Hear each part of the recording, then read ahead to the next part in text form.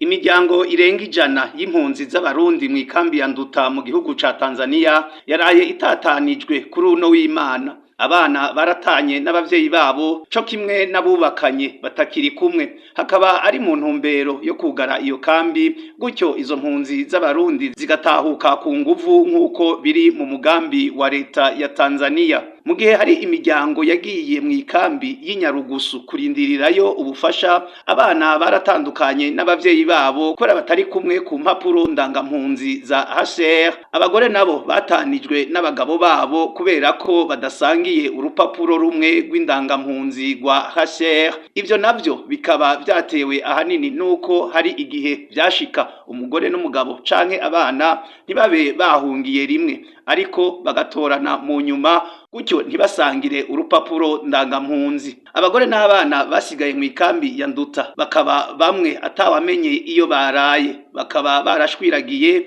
atawujana n'uwundi, bariko barabomorerwa ko amazu. Impunzi za baba ibihumbi 10 zasigaye aho Induta nazo zikaba zitaronkejwe imfungurwa, zihogwa ko zitiyandikishije ngo zitahe mu Burundi. Imfungurwa zikaba zaronka uwufise itike y'imodoka, bisigura ko buca ataha. Imiryango itari mike rero itaronkejwe izo mfungurwa ikaba yazindukiye kuri uno wa mbere ku biro vy'ishirahamwe HCR, ariko bakaba batigeze bumvirizwa.